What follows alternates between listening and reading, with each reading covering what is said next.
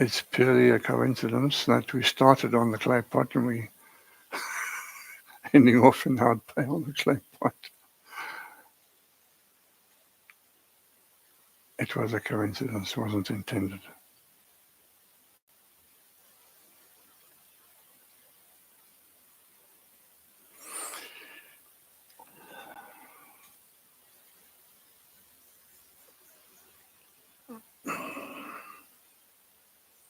I was drawn to a particular psalm, 15.5. Behold, I was shaped in iniquity, and in sin did my mother conceive me. Just to expose one more time what we have been subjected to subliminally, because this goes back all the way. This flavor in any form is quite the antithesis. Behold, I was shaped. Shaped, another word for shaped is formed. That's the problem. Form consciousness. Behold, I was shaped in iniquity. Iniquity, evil.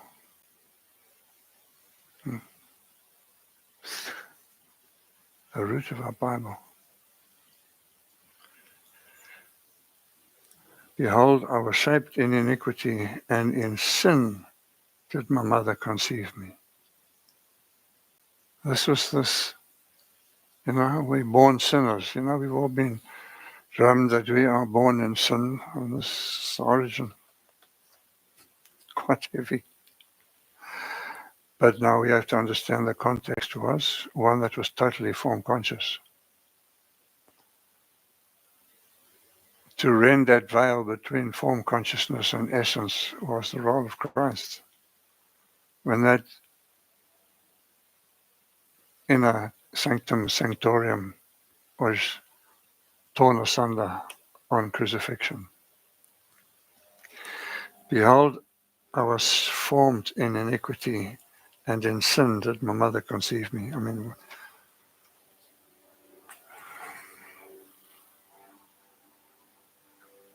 Even if we weren't exposed to that in this life, it's in us at the subconscious level.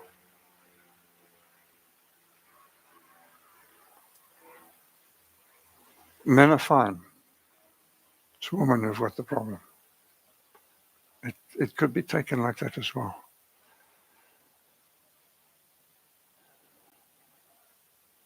If I am born in form consciousness, there is no alternative other than to grow up in a state of separation. And I remember my wonderful Methodist teacher, Nicol Campbell.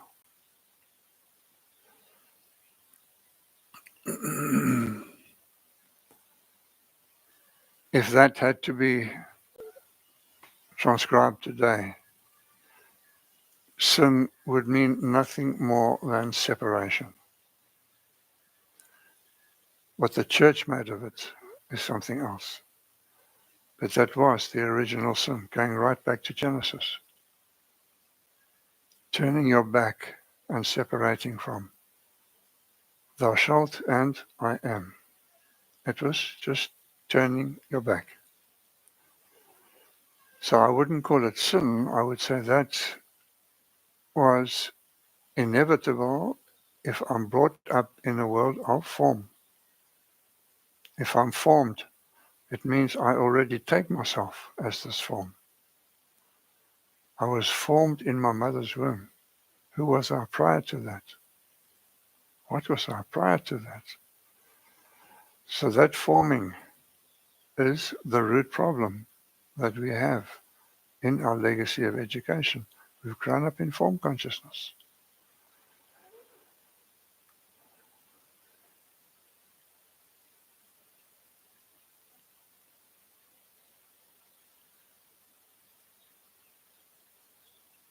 So pot changes perennially. Clay stays awake eternally. It can't sleep. So what is it that makes up this package that I am, if not a center that is ever awake? But because my association is misidentified, I can't imagine that. What is it in the dream state? Am I not, again, the center of everything? Projecting it again. And in that period between dream sleep, or the waking dream and the sleep dream, when there's no dream, it means there's no movement. And no movement means no mind. And only in no mind is there automatically non-separation. So what is the root cause today in the West for this sense of separation? Well, it starts and it ends in our education, because that's where form consciousness was instilled, what to do. Hence the request to keep putting to myself, is that a pot? Is that a tree? It's to somehow bypass the circuitry or the wiring.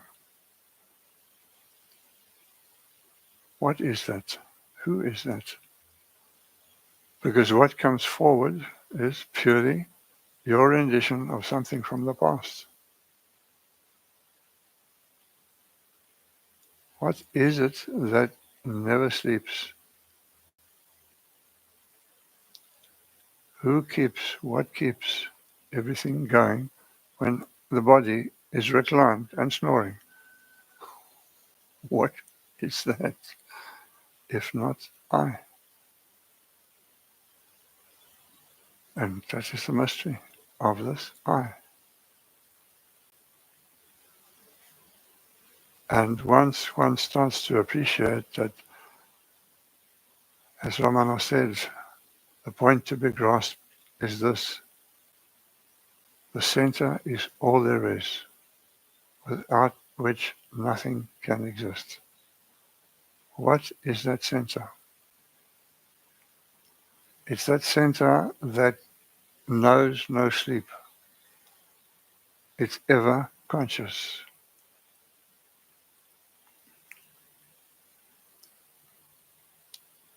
It's ever conscious.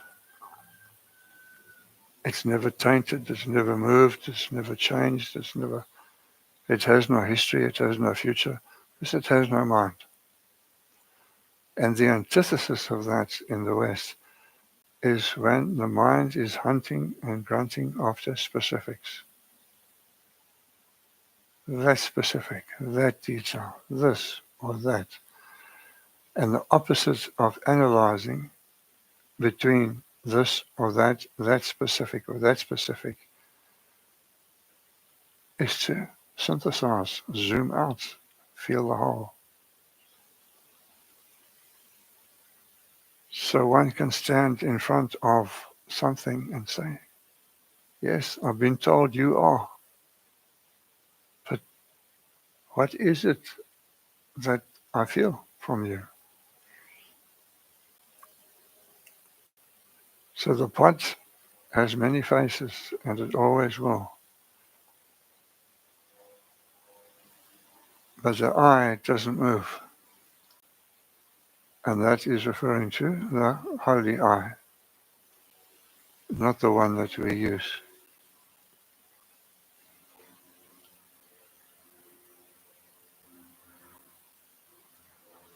And is it located according to Bhagavan? Yes, there is a point in the body through which the universe flows, for lack of a better word.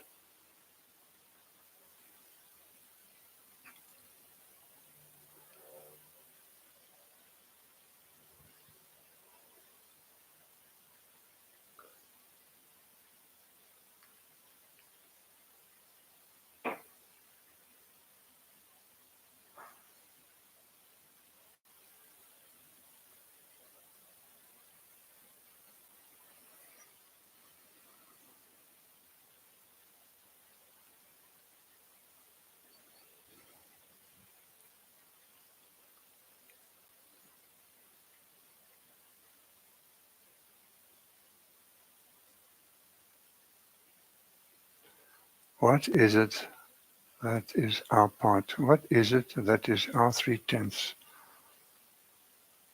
to unscramble the wiring?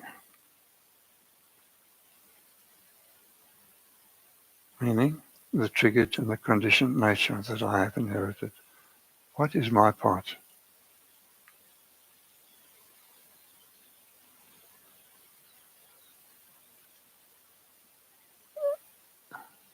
It's been hinted at several occasions that the monkey mind is the only problem that keeps me in this play, in the thick of the play. Can I drive from A to B and drive from A to B? Or is it, oh, I wonder what this, gosh, look, that is the mind that keeps me locked in duality.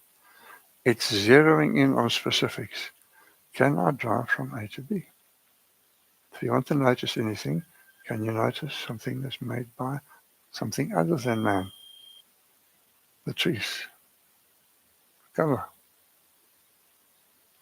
or the potato chip packet that somebody carelessly threw out of the taxi. And I'm locked onto specifics again. And life may be saying, it may be time to be with your own center and not somebody else's byproduct. So in that sense, that center is ever alive. What would happen if it fell asleep? Who's governing everything while we're sleeping? It's that unmoved mover, which we've spoken of. And we can spend our lives involved in specifics and everything outside of me, or I can invest in long term. I can spend some time going inside. And it doesn't have to be with eyes closed. Going inside means just being quiet, mentally quiet. And maintaining that sense of wonder and awe at what is this? You say it's a leaf. Who brought it into that perfection? How? Why? Just, and you have to stop. Your mind stops. Who? What? How? It's impossible. It's a mystery. And in that is the opening to essence. And if I catch myself with a thought or a question, I can smile. I've been trained to do and think like that. So what? I know better now. So drop it.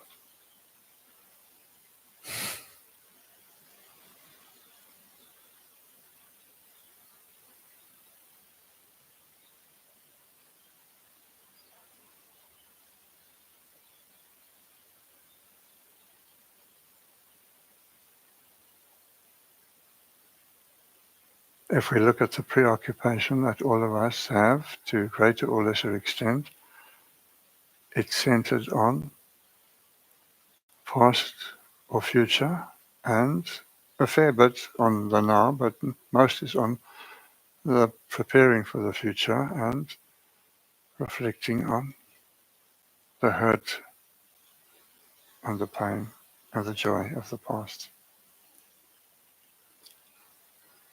So any form of story is keeping me distanced from myself and others, because any story has to do with two. So if I catch myself walking in a place that's got spikes and needles in it, I just have to see, yeah, you're thinking again.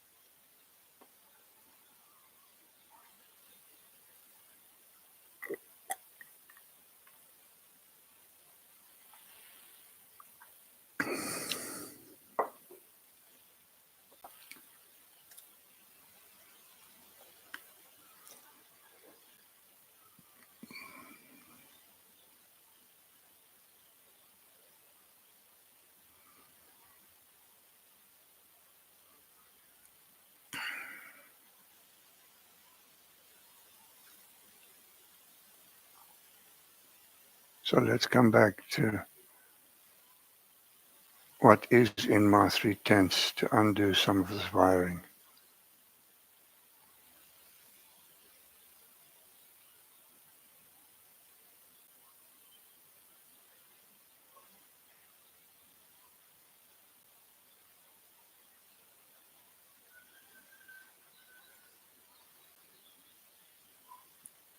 Can I make a point of doing it in such a way that the left hand doesn't know what the right hand is doing? Otherwise, ego can slip in. Can I just do it surreptitiously, quietly? If you pass something, is it the thing?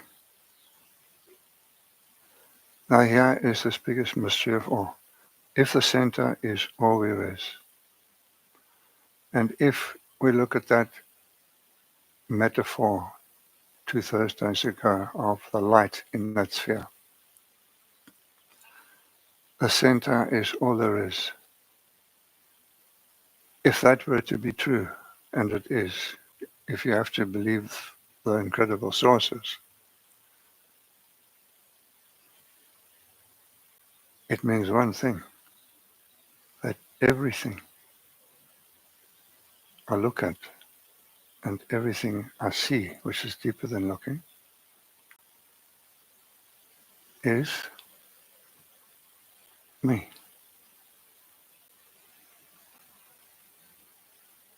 Can't have 2 centers or 3 centers or 1,000,000 centers. Saints and sages, mystics and intellects said 1 center. So who's that? You see, the who is the problem. It's related to pot. What's his name and his form? Who's the lucky pot? Who's going to get the draw? This is the paradox. All of us belong to only one I, and I am that. Awful responsibility if it's seen at deeper and deeper levels. Who authored everything outside? Now, tennis ball gets a bit bigger. It's harder to swallow now. But that's the truth. How am I to assimilate this? The good news is you can't.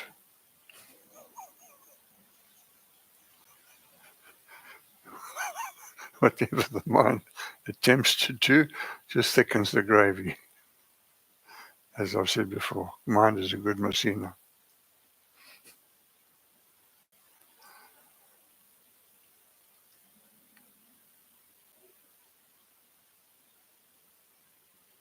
What is it to bring that magic back to me? First, I have to cultivate a belief. A belief for it to turn into a habit, to then turn into a truth, is Shravanam, Mananam, the Didyasanam in Sanskrit. You first have a belief which you feel you need to water. If you don't feel you need to water it, you haven't found the seed yet. Shravanam is you've heard something, you've read something, something touches you. So you say yes to it. Shravanam. Mananam comes from manas, the mind. I need to do something. I need to do my 3/10 to bring this to fruition. The other 7/10 is taken care of, but I have my part. And the Didyasanam is the acquisition, realization, or cultivation of what you had originally put out.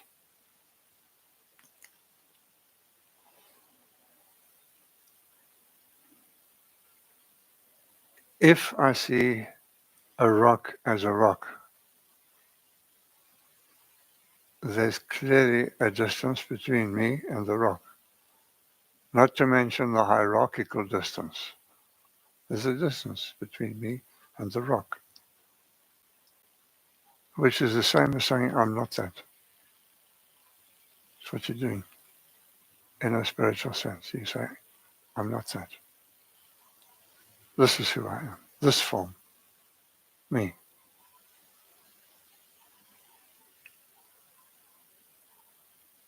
What about a different thought? That everything you looked at, even if you think it's the most unbelievable, stupid, ridiculous thought you ever thought, it's true. I am. Whatever I behold, whoever I behold, I am. And when you first hear it, it's just too much. But it's what all these great teachings are pointing to. That you are not separate from that mystery. And the one that's always mesmerized and keeps the distance going is the potency in me. It's my identification with what I am, who I look like, what I do.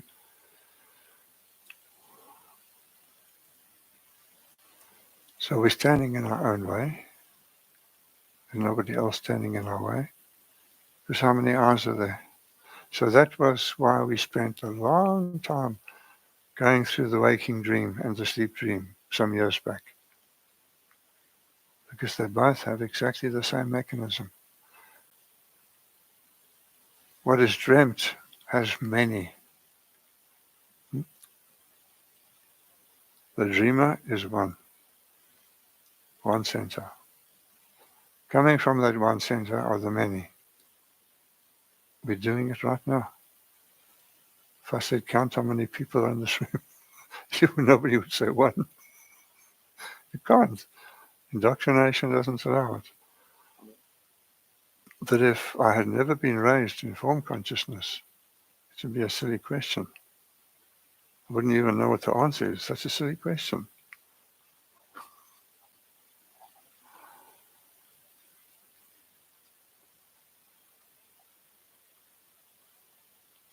It's easy to look at something sweet or beautiful or lovely and say, I am that.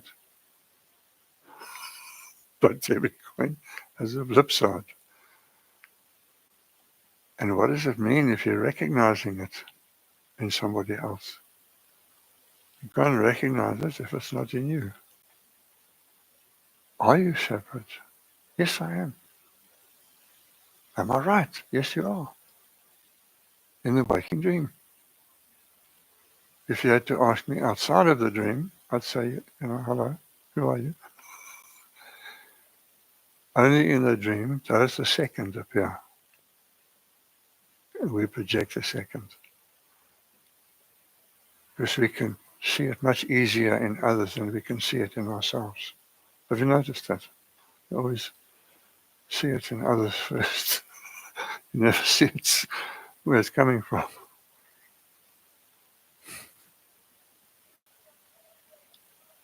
Can I cultivate slowly an attitude that I am that daffodil? Well, somebody think you're daffy, just hearing it. But in essence, that's true. And the highest truth there is. And what are these teachers pointing to? Back to that highest truth. I and my Father are one. We're not two. And that's always going to be a lie as long as I remain with my form. And stop seeing everything as an aspect of one I.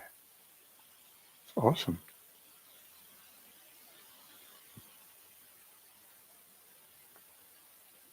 You are everybody, but don't know it. It's like the caterpillar. If somebody says you are the most glorious, hovering, intelligent, free-floating being I've ever will meet, can you hear us if he's a caterpillar? No, he's stuck with partners.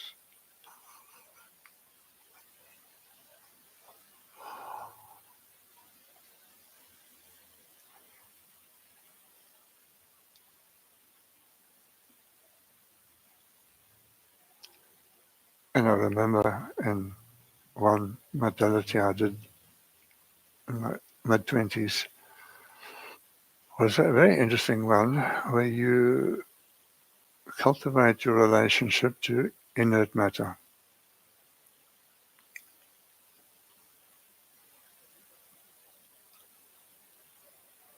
You touch with intent Because everything has an aura, everything has a field, everything has a life, everything is I.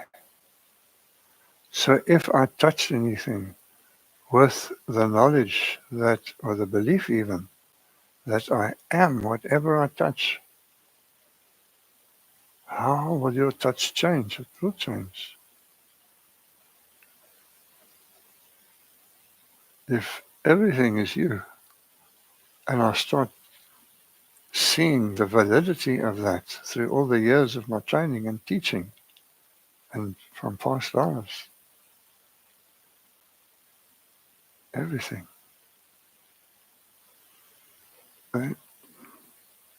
Even making a cup of tea can be quite and in the East it is, a ceremony.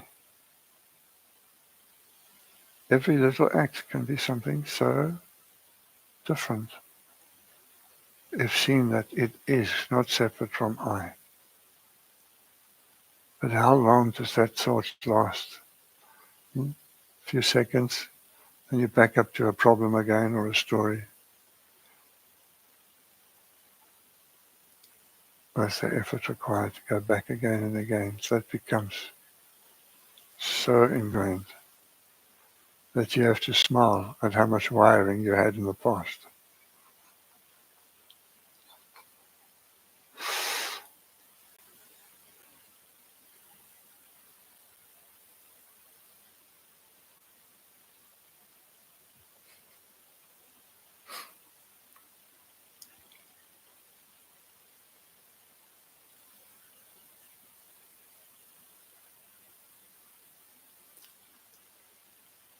So one thing that is calling me to a different way of life is the fact that the community I will be heading towards is a community that works more with hands and heart and very little with mind. And that's actually quite an interesting aspect of living. Otherwise, it's not existing, it's living. Something joyfully with a sense.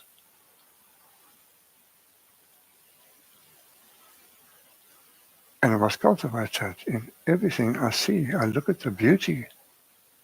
Where is that beauty residing? Can't believe.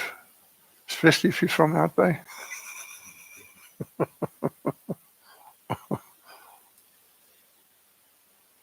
It's nowhere else because there's not two. Okay, we've been studying Advaita for a few decades. I think we got the meaning of what Advaita means.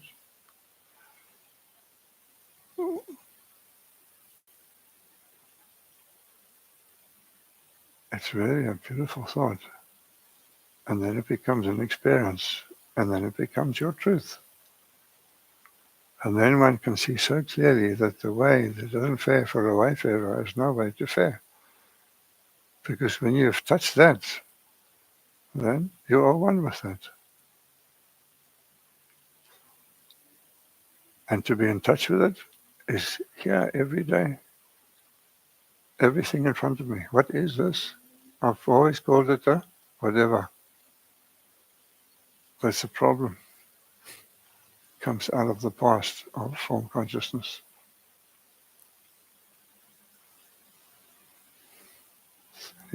Anything anybody would like to say? Looks like you've got something. You're busy hatching.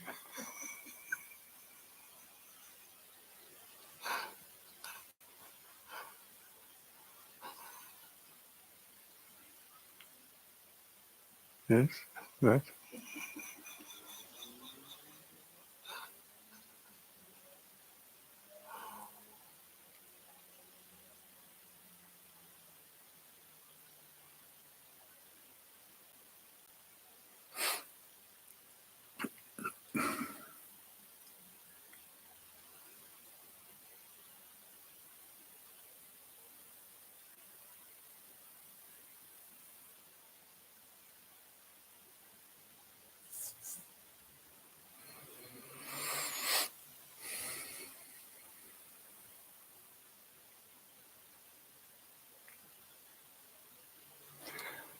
I just say this again because it's part of the theme. Of what you touch, you are. What you see, you are. What you think, you are. Where's it coming from? If not from I. Nobody will ever understand that there is only one.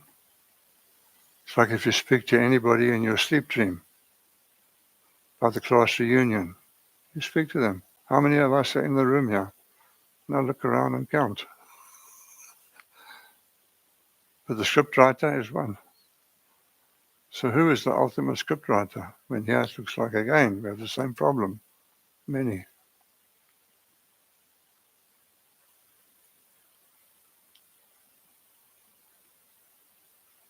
And it's very rewarding if I can work with hands for at least a little bit every day with something that's not man-made.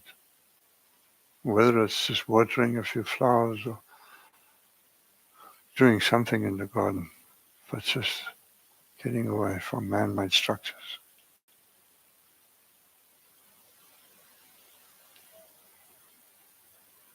And then looking at that, they tell me that's a lawn.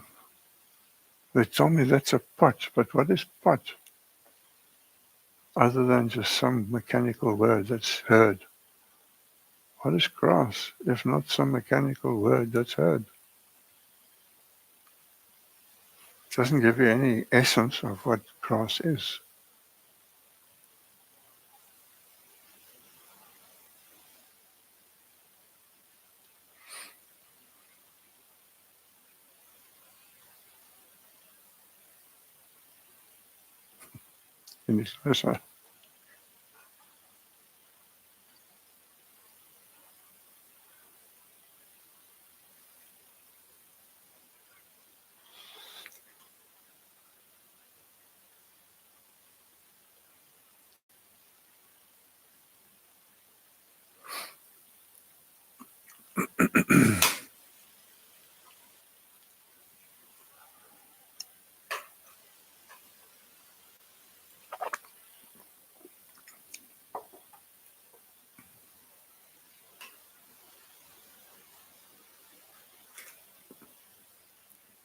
Is it the batteries?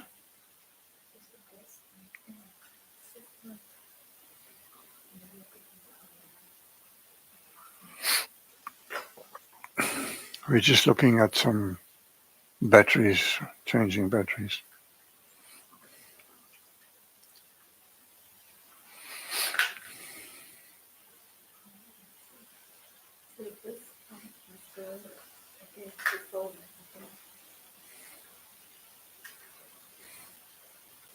If there's a spring, that'll be the back of the battery.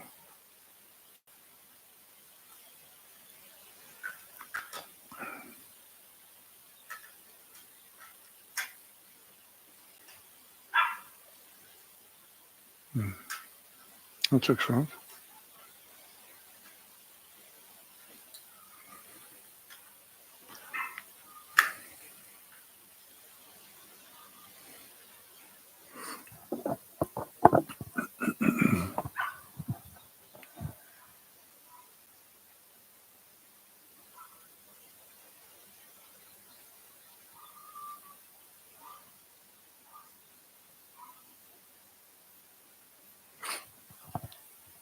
Patrick, when you spoke about believing, so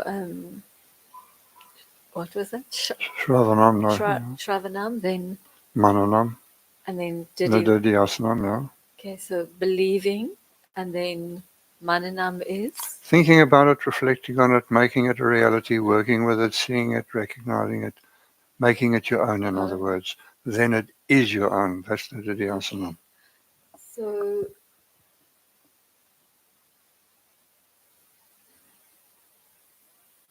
something like I am that, or I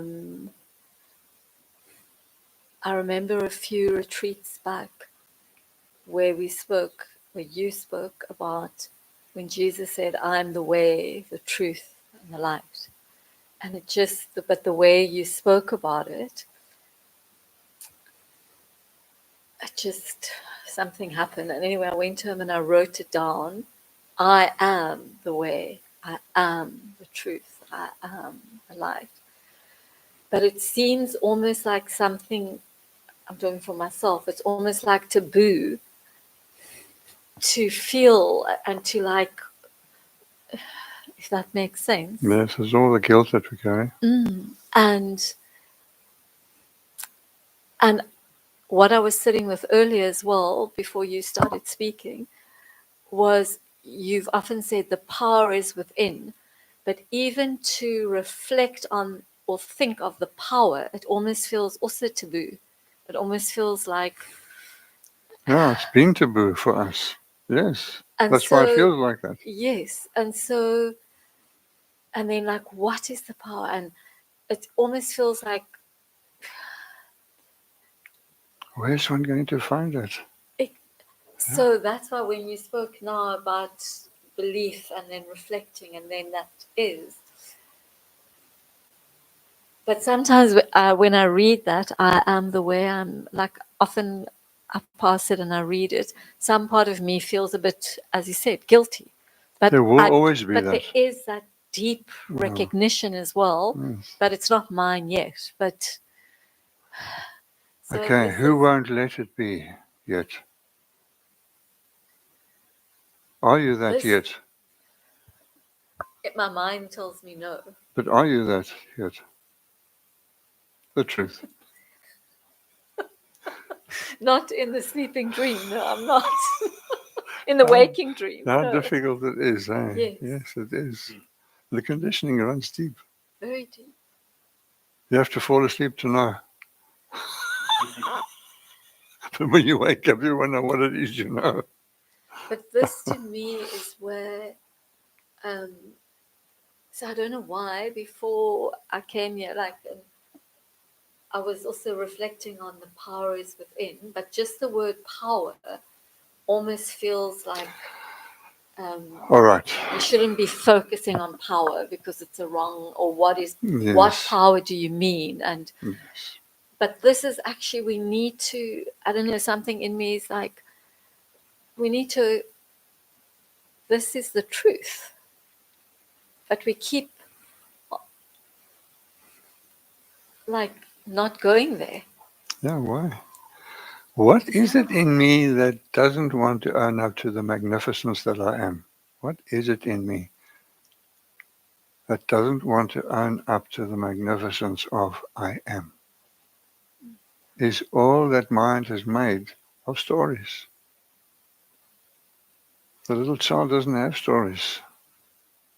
Thank God. But it's also this loop in our head of, because often you've also said it's the ego co-opting, or it's the, but even that, it's like, that's also, we can use that as an excuse not to go there and not to, do you understand where I'm saying that this is a whole maze of, Is there a way that you can ignore the maze and next time you are in a walk or in a forest or something, be in it in a new way? And when you start remembering, just say, well, it's time for a break. and I can feel, I feel when I feel that resonance, but when I actually, how do I say this?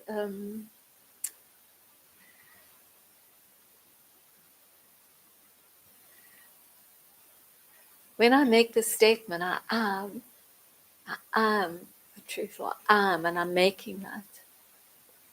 Something feels false. Yes, something will feel false because there's been so much of that in my past. People that I've known, when I say it doesn't have to be me personally, but it can be in my past, having known somebody or being married to somebody or befriended by somebody or doing it myself, who asserts that for reasons other than truth. And that is the nausea that I feel. There's some vested interest in believing that. And I want it clean, I want it fresh, I want it innocent. So there is the use and the misuse of I am. And clearly there's been an awful amount of misuse by all of us in our unconsciousness.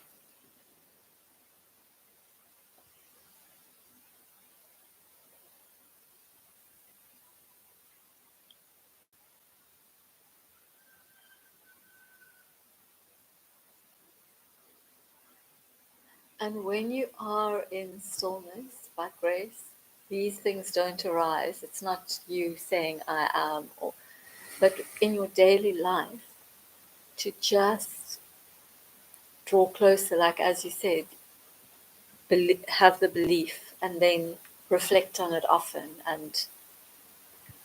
um, and the power. How do you define, Patrick, if I may ask, the power when you say the power within you? The power is within you. The highest power is Yes. no power. Mm. That's the truth. The highest power is no power. Because what we bring forward with that word is this kind of power. Mm. Hmm? Mm. But the power referring to is this kind of power, uplifting. Yes. And the best kind of power there can be is no power as mind has known it. So the power and the glory that fill me. That was the ending of the Lord's Prayer by the School of Truth. For thine is the kingdom within me, the power and the glory that fill me. There can only be one that can fill perfectly all the time, everyone. And that is the power. But it's nothing to do with humans' notion of that. This is where words are always so problematic. And they will always be in the waking dream.